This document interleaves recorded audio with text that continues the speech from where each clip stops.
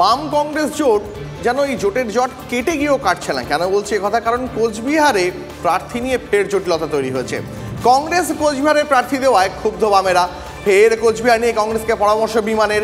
আগেই কোচবিহারের প্রার্থী দিয়েছিল ফরওয়ার্ড ব্লক। আনুষ্ঠানিকভাবে জোটের ঘোষণা না হলেও কোচবিহার কিন্তু সমঝোতায় কাঁটা হয়ে দাঁড়িয়েছে। আমার সহকর্মী প্রদীপ্ত এই মুহূর্তে আমার সঙ্গে সরাসরি রয়েছেন। প্রদীপ্ত, এই বাম কংগ্রেস মান অভিমানের পালা এ কি শেষ হবে আদৌ লোকসভা ভোটের আগে? এটা শেষ হওয়ার সম্ভাবনা ক্রমশ কখনো উজ্জ্বল হচ্ছে ঠিকই, কিন্তু এই কোচবিহারটা হঠাৎ করে কংগ্রেস প্রার্থী দিয়ে দিয়েছে, অন্তত বাম শিবির তেমন দাবি করছে। তার কারণ বামেদের যে প্রথম তালিকা ছিল সেই তালিকাতেই কোচবিহার আসনটি নীতিশ চন্দ্র রায় ফরওয়ার্ড ব্লক প্রার্থী হিসাবে খোদ বিমান বসু ঘোষণা করেছিলেন এবং কোচবিহারে কংগ্রেস প্রার্থী দিতে পারে এই আলোচনা কখনো বামেদের সঙ্গে তাদের হয়নি। হঠাৎ একদিন প্রেস রিলিজের মাধ্যমে পিয়া সাহা চৌধুরীকে তারা কোচবিহার আসনের জন্য মনোনীত করেন প্রতিদ্বন্দ্বিতা করার জন্য। তিনিও নমিনেশন জমা দিয়েছেন। এই অবস্থায় জোটের কাঁটা তুলে ফেলার জন্য বিমান বসু বারংবার অনুরোধ করছেন বটে, তবে কংগ্রেসের তরফ থেকে এখনো পর্যন্ত ইতিবাচক কোনো পদক্ষেপ হয়নি। যদিও বাম নেতৃত্ব তারা আশা করছেন যে কংগ্রেস পদক্ষেপ করবে।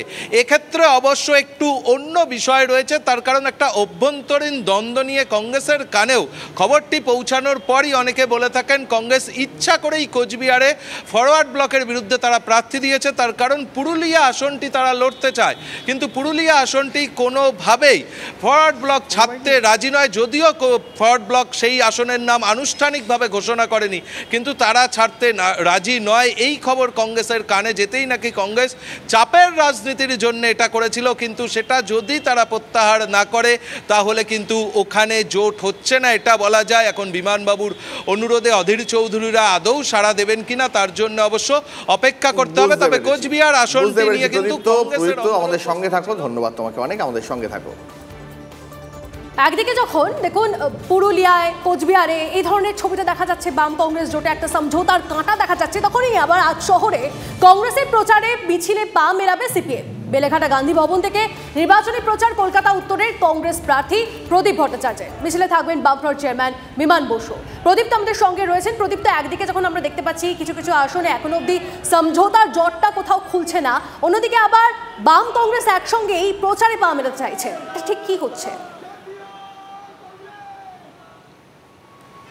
দেখো, উত্তরে অর্থাৎ উত্তরবঙ্গে যখন অনৈক্যের চেহারা দেখা যাচ্ছে, তখন কিন্তু উত্তর কলকাতাতে আর একটা উত্তরে ঐক্যের চেহারা। গতকাল আমরা দেখেছিলাম এই প্রদীপ ভট্টাচার্যের কেন্দ্রীয় নির্বাচনী কার্যালয় উদ্বোধনে সিপিআইএম নেতৃত্ব এবং কংগ্রেসের নেতৃত্ব তারা একসঙ্গে ছিলেন এবং সেটা করা হয়েছে ৪৫ নম্বর আমার স্ট্রিট, যেটা সোমেন মিত্রের বাড়ি।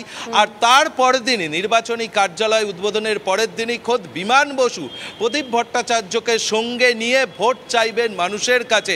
অর্থাৎ কোথাও গিয়ে উত্তর কলকাতার আসনে তারা ঐক্যের চেহারাটা যখন দেখাচ্ছেন, তখন উত্তরের ছায়া যাতে এই কলকাতাতে না পড়ে সেই চেহারাকে, জোটের চেহারাকে তুলে ধরার জন্যেই কিন্তু এই ভাবনা রয়েছেন। এবং বিমান বসু তিনি নিজে সরাসরি রাস্তায় নামবেন। গান্ধী ভবনে বিকেল ৩টের সময় এই মিছিল হওয়ার কথা রয়েছে এবং ইতিমধ্যেই উত্তর কলকাতায় অবশ্য কংগ্রেস এবং বামেদের ঐক্যের ছবিটা গত ৩-৪ দিন ধরে যথেষ্ট ভালোভাবে ধরা পড়ছে এবং সেটাকেই যাতে এই গোটা ভোট পর্বে তারা এগিয়ে নিয়ে যেতে পারে। অবশ্যই আমাদের সেদিকে নজর থাকবে। প্রদীপ, তো আপাতত ধন্যবাদ।